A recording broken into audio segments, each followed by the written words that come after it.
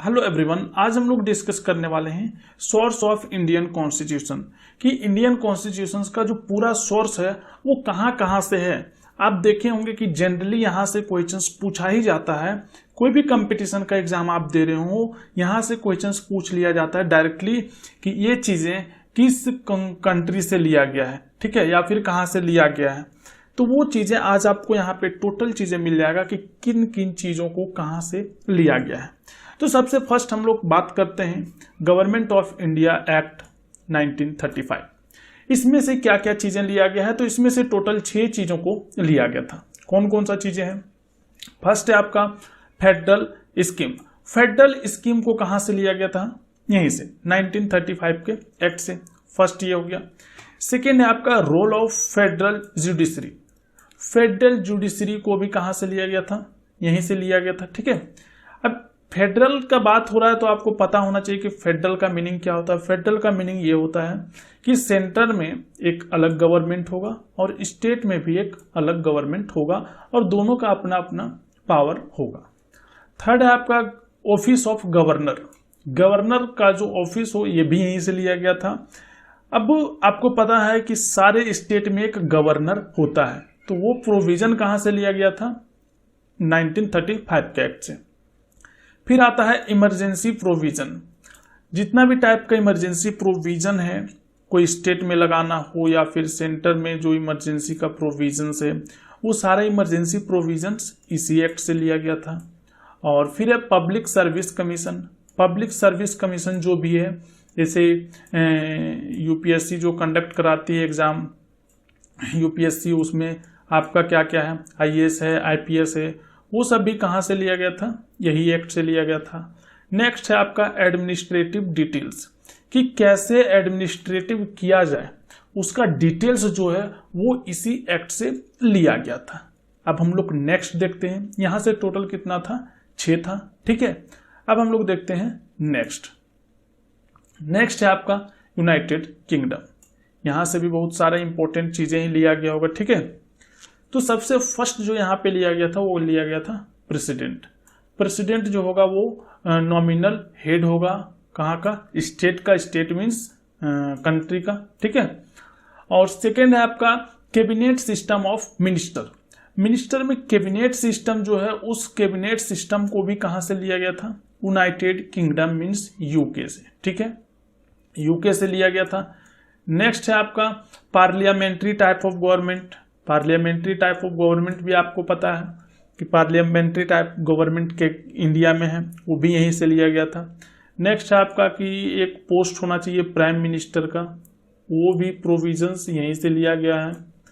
Next है कि by cameral parliament होना चाहिए। बाई कैमरल का मतलब हुआ कि 2 हाउस होना चाहिए। एक जैसे है ना आपका लोकसभा, एक है आपका राज्यसभा, तो इसको क्या बोलते हैं? By cameral. फिर है आपका काउंसिल ऑफ मिनिस्टर। जितना भी मिनिस्टर है उसका एक काउंसिल होता है, तो काउंसिल ऑफ मिनिस्टर का भी प्रोविजन कहां से लिया गया था? यूनाइटेड किंगडम से। नेक्स्ट है आपका provisions of speaker in Lok Sabha, कि लोकसभा में एक स्पीकर होगा, ये भी प्रोविजंस यहीं से लिया गया है। फिर है आपका लेजिस्लेशन, ये भी प्रोविजन यहीं से है। सिटीजनशिप भी यहीं से है, ठीक है। सिटीजनशिप कि इंडिया में सिंगल मेंबर सिटीजनशिप होगा, मीन्स केवल एक ही सिटीजनशिप होगा।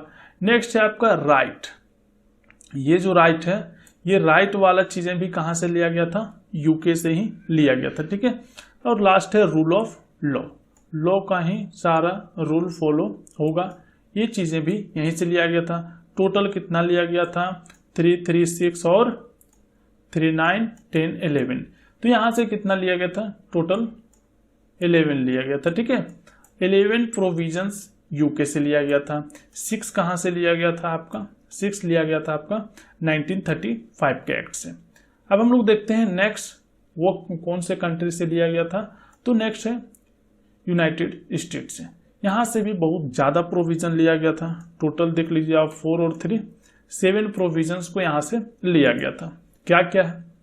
सबसे फर्स्ट है प्रीएम्बल। प्रीएम्बल जो हम लोग का कॉन्स्टिट्यूशन है, वो कॉन्स्टिट्यूशन का जो फर्स्ट पेज है उसी को क्या बोलते हैं? वो प्रीएम्बल। वो कहां से लिया गया था? यूनाइटेड स्टेट से, कि एक प्रीएम्बल होना चाहिए। नेक्स्ट है आपका फंडामेंटल राइट। फंडामेंटल राइट भी यूनाइटेड स्टेट से ही लिया गया था, जो कि बहुत इंपॉर्टेंट चीज है। फिर है इंडिपेंडेंट ज्यूडिशरी। ज्यूडिशरी जो हो वो इंडिपेंडेंट हो, वो किसी के के अगेंस्ट वो क्या कर सके, एक्शन ले सके इंडिपेंडेंटली, इसलिए उसको इंडिपेंडेंट रखा जाए। तो वो भी प्रोविजन कहाँ से लिया गया है, यूनाइटेड स्टेट से। नेक्स्ट है आपका जुडिशियल रिव्यू। जुडिशियल रिव्यू क्या होता है, कोई भी बिल जब एक्ट बनता है तो उस एक्ट को क्या किया जाता है, उस एक्ट को जो आपका जुडिशरी है वो उसको क्या करती है, जुडिशियल रिव्यू करती है कि वो जो एक्ट बना है वो सही बना है या गलत बना है। वो चीज़ों को चेक करके वो क्या कर सकता है, उसको गलत भी बता सकता है और उसको नल एंड वॉइड डिक्लेयर कर सकता है, और अगर सही है तो फिर कोई प्रॉब्लम नहीं है। तो ये भी प्रोविजन यूनाइटेड स्टेट से ही लिया गया था। नेक्स्ट है आपका इम्पीचमेंट ऑफ प्रेसिडेंट। इम्पीचमेंट का मतलब क्या होता है कि प्रेसिडेंट को हटाना। अब प्रेसिडेंट को इम्पीच करने के लिए भी इसका प्रोविजन कहाँ से लिया गया है, यूनाइटेड स्टेट से। अब इम्पीचमेंट का क्या प्रोसेस होता है, क्या मेजोरिटी तो होता है, उसके बारे में भी आप पढ़ सकते हैं आगे। नेक्स्ट है आपका कि रिमूवल ऑफ जज of supreme court and high court. High court और सुप्रीम कोर्ट के जज को कैसे रिमूव करते हैं। और नेक्स्ट है आपका फंक्शन ऑफ वाइस प्रेसिडेंट, इसके बारे में भी है। तो आपको यहाँ से यूनाइटेड स्टेट से ज़्यादा जो चीज़ें दिखेगा ना, वो दिखेगा आपको कि मतलब हाई कोर्ट सुप्रीम कोर्ट से रिलेटेड चीज़ें, ठीक है। और फिर आपको क्या दिखेगा, प्रेसिडेंट और वाइस प्रेसिडेंट। तो देखिए यहाँ पे प्रेसिडेंट आपको दिख गया, वाइस प्रेसिडेंट दिख गया, और यहाँ से आपको सुप्रीम कोर्ट हाई कोर्ट के जज को रिमूवल, जुडिशियल रिव्यू उसी में आ गया, इंडिपेंडेंट ऑफ जुडिशरी वहीं पे आ गया, ठीक है। और दो चीज़ें आपको फंडामेंटल राइट और प्रीएम्बल देखने को मिल जाएगा, कहाँ से, यूनाइटेड स्टेट से। ये तीन आपको कंट्री मिला। फोर्थ है आपका ऑस्ट्रेलिया, और आपको एक और कंट्री जो है वो कौन सा है, कनाडा। ये पांच जो कंट्री, इन पांच कंट्री से बहुत ज्यादा चीजें को क्या किया गया था, लिया गया था। यहां से भी कितना प्रोविजन है आपका, टोटल 5 प्रोविजन है, ठीक है। अब 5 प्रोविजन को आप एक एक करके देखिए। फर्स्ट है आपका principle of cooperative federalism. Principle of cooperative federalism क्या होता है कि जो स्टेट है और जो सेंटर है, ये दोनों क्या करेगा, कोऑपरेट करके काम करेगा, ठीक है। एक दूसरे को कोऑपरेट करके ही काम करेगा, तो इसी को क्या बोलते हैं, principle of cooperative federalism. Next है आपका freedom of state inter state trade. इसका क्या मतलब हुआ, इसका मतलब हुआ कि एक स्टेट दूसरे स्टेट से क्या कर सके, फ्रीली जो है ट्रेड कर सके। तो उसका भी प्रोविजन कहाँ से लिया गया था, ऑस्ट्रेलिया से। नेक्स्ट है आपका trade and commerce. Trade and commerce भी उस ट्रेड में ही आ गया, तो आपका ये भी प्रोविजन कहाँ से लिया गया था, ऑस्ट्रेलिया से। नेक्स्ट है आपका कंकरेंट लिस्ट। कंकरेंट लिस्ट क्या होता है, देखिए टोटल 3 लिस्ट होता है, एक होता है स्टेट लिस्ट, एक होता है कंकरेंट लिस्ट, एक होता है सेंटर लिस्ट। इसमें किस सेक्शन में आप वर्क कर सकते हैं उसके बारे में इसमें लिखा हुआ होता है। तो कंकरेंट लिस्ट जो है इसमें जो भी चीजें होता है, इसमें स्टेट भी कानून बना सकता है और सेंटर भी कानून बना सकता है, ठीक है।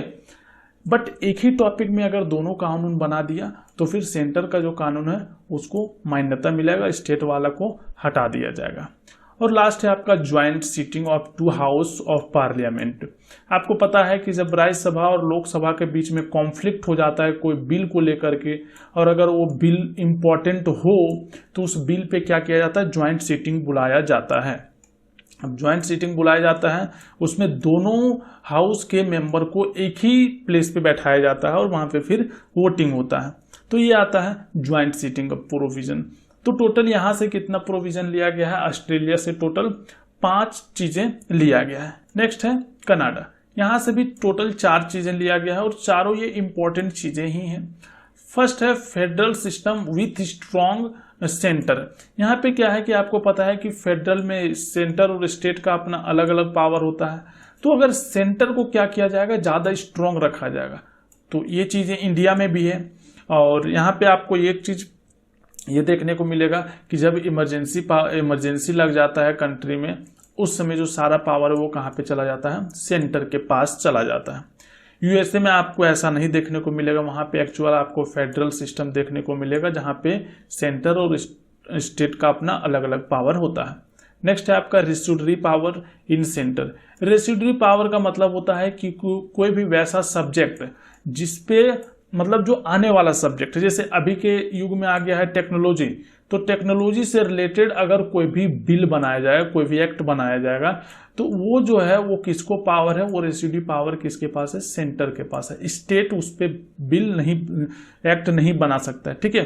बट यूएसए में अलग है। यूएसए में क्या है कि वहां पे स्टेट के पास ये सब पावर है। वहां पे अगर कोई प्रॉब्लम हुआ, रेसिड्यू पावर कहाँ पे है, स्टेट को दिया हुआ।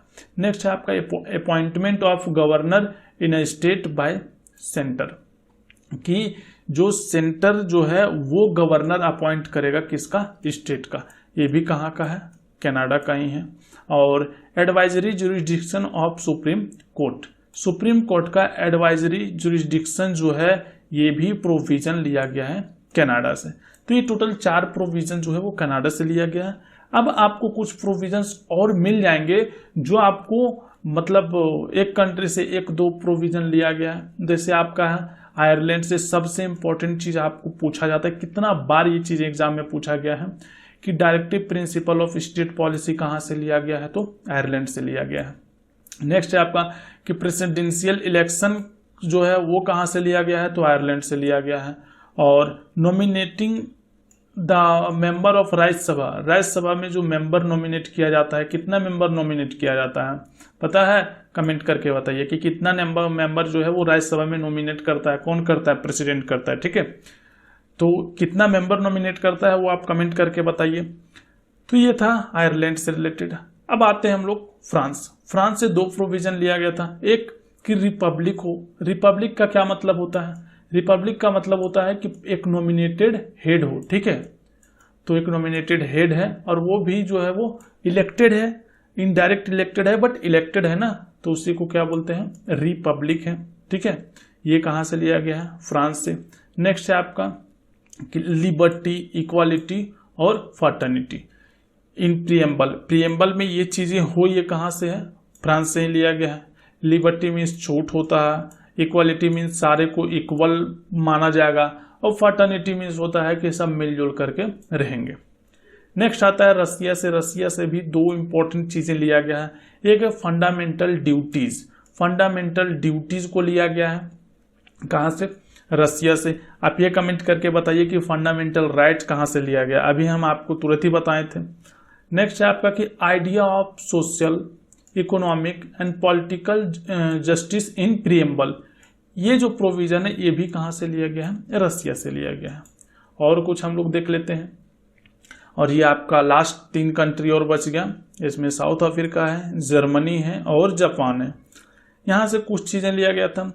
प्रोसीड्यूर ऑफ अमेंडमेंट, कि जब भी कॉन्स्टिट्यूशन को अमेंड किया जाएगा तो उसका क्या प्रोसेस होगा, उस प्रोसेस को कहाँ से लिया गया है, साउथ अफ्रीका से। और नेक्स्ट है आपका कि इलेक्शन ऑफ राज्यसभा मेंबर।